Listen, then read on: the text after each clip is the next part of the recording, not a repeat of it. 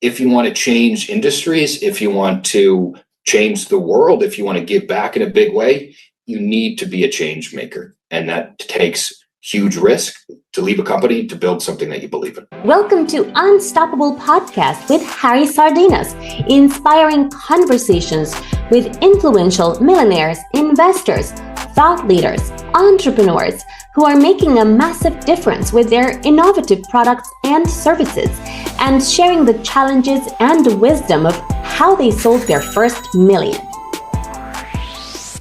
So why do you think, and look at you, we interview successful people like you, and you said, well, embrace sales, love sales, and you're proud to, to say that you encourage this in your company. So why there is the 1%, 2% of entrepreneurs or that we love sales? We know that what drive company, and we give us freedom, not only freedom for ourselves, but also help the company thrive and create more jobs. And you create more jobs, you have better economy, and you help your country and so on. Why sales only multimillionaires or self-entrepreneurs like you are loving it and know how important it is and doesn't have a bad connotation, and the rest of the people out there is totally the opposite? Well, I think the connotation behind sales is going back to a car salesman where you think you're getting pushed bad product. So I think it comes down to the product that you're selling. And yes, obviously, if you're selling somebody a bad product, then it's not good. And then it can be frowned upon. So if you're a car salesman and you're trying to sell a bad car at a high price, that's where the connotation comes from. So I think it comes down to the product that you're selling and the company that you've built, where I always like to say to my salesmen, rather than selling it, just introduce it. Introduce what you're doing. Introduce the concept. Introduce how it's going to help them. You don't need to sell them. If the product is built right by introducing it, it will usually sell itself. So you don't need to be a fast talking salesman in order to be successful. Yes, you need to build a relationship with whoever you're trying to sell to, which is an important aspect of sales. But it really, and what I've built in my career is trying to first build great product that are easy to sell and easy to introduce. Exactly. So if you have a product that helps and it helps them grow their business or save them money or get a better house or anything, then it becomes an easier way to introduce product to people. And you don't need to feel like a sleazy salesman because you really believe in what you're offering the client.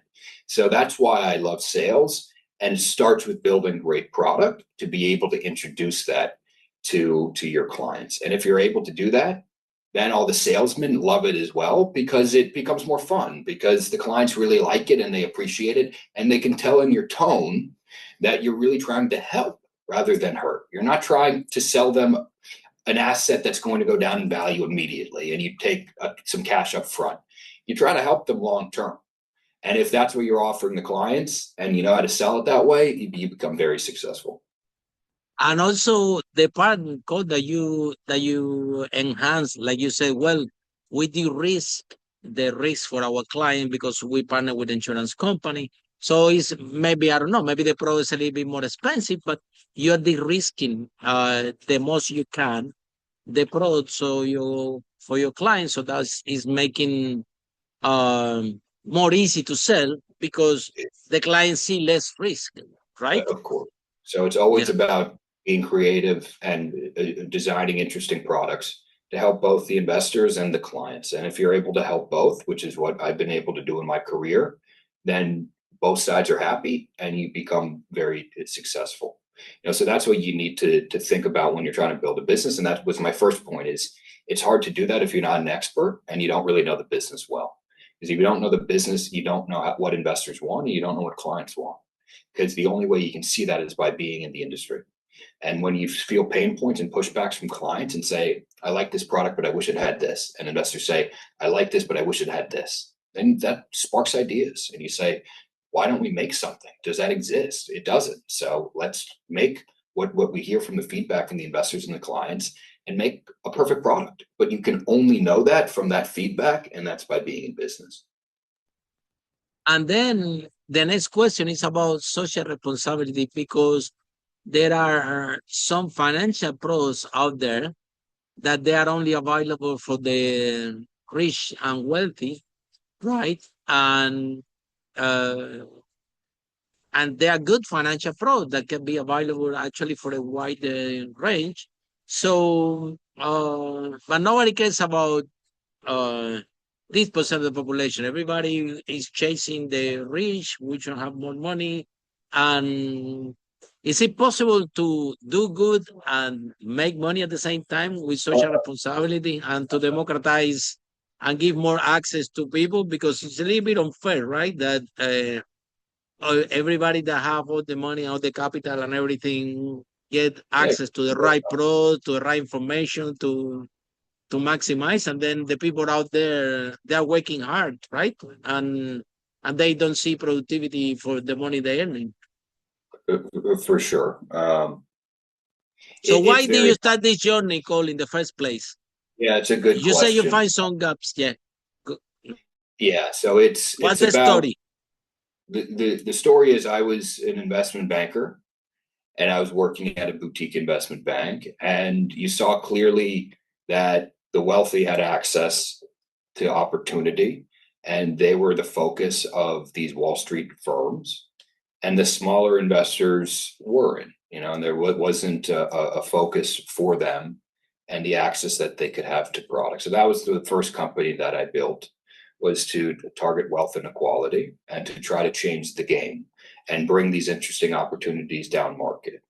But again, a for-profit business, because it's possible to make money, but you want to be impactful, because being an entrepreneur, you need a sense of purpose. And money isn't always purpose. People that chase money will usually fail. You need to chase purpose and impact, regardless if you're impacting people, if you're building a better product, whatever it is. But you need to chase the purpose and the impact to get up every morning. If you're only chasing money, it's usually not going to work. You'll make decisions that aren't prudent. You'll get greedy, and it just, A, it won't work, and B, it won't make you happy. So that's what I got. That's what I found being in a Wall Street company. And then I went out to make it my goal to solve these gaps in the markets and build firms to go against the grain, go against what Wall Street usually does, for-profit firms, but big holes in an antiquated finance market.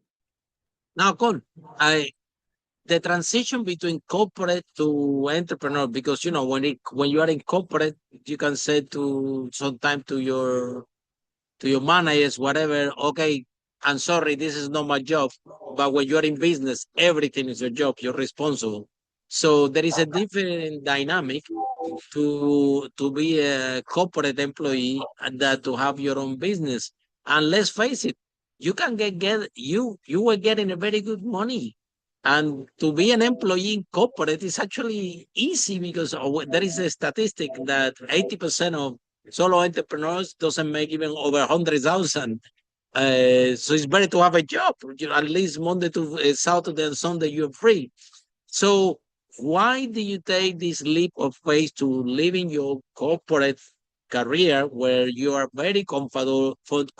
This guy pay you a lot of money to make sure that you're comfortable and you don't go, and you decide to take this massive risk to have your own business, and which is gonna take you time, money, and effort. Now every time that you make mistake, you pay from your own pocket, and now all of a sudden everything is your fault. You're responsible for everything. And so what advice do you have for people that want to do the transition to corporate to having their own business? Because everybody, our listeners, we have a lot of corporate listeners that want to do the transition to become their own entrepreneur. And they say in this podcast, well, Harry, this is what happened. I was there in my corporate job, making a lot of money, very comfortable. COVID happened. They fired me. Now I have my job, my business, and I'm doing well. I wish that I did that early. Other people are saying that they started the business and it was not what they were thinking. Oh, I can fit my own calendar, I can travel the world, I can do this. They were not prepared for that transition. So tell us about your journey the transition from corporate to entrepreneur, and what message do you have for the people in corporate now that want to do the transitions, entrepreneur, the good, the bad, and the ugly? Look, first of all, entrepreneurship isn't for everybody. So everybody shouldn't be an entrepreneur. So my advice isn't for everybody to leave their jobs and try to build a business. That's not my advice. Entrepreneurship is a very challenging game, and it takes a specific kind of person that has kind of the guts and the persistence to be an entrepreneur. You need to be able to handle risk at a large scale. Risk of not having income, risk of having employees, risk of, once you have employees and clients, you support families, and so it becomes much larger than just you, right? It's just not you and a job. There's much more risk there. So you need to have the ability to be able to handle risk. And then it's where you are in life. It's easier to take risks early on in life when you have less to lose. When you have families and obligations, it becomes a little bit more of a challenge. So I definitely understand that. But I think there's ways to do it where you can build product, and if there's demand there and you feel that there's wind on your back, then it's an easier transition to leave your company and to build the business. So my advice is, if you have a family and you have some sort of obligations, isn't just to leave and try to start a business. You have a lot of free time in a corporate job. If it's a 9 to 5, that's the good thing about it.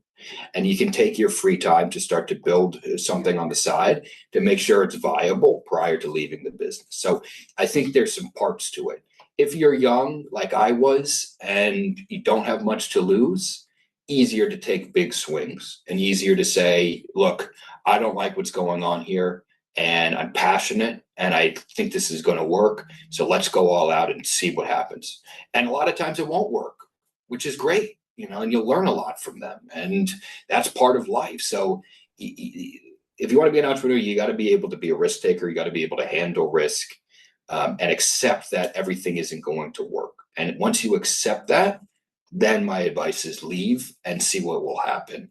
Because if you want to have huge success and make huge impact, the only way to do that is to build your own business. The only way. Doing that from inside a corporate is very challenging. Can you be impactful to a corporation? Of course. If you want to change industries, if you want to change the world, if you want to give back in a big way, you need to be a change maker. And that takes huge risk to leave a company to build something that you believe in. Follow us for more interviews with the world's most influential, audacious entrepreneurs that overcame challenges and adversity, providing you with the blueprint of how they sold their first million so you can grow your business exponentially.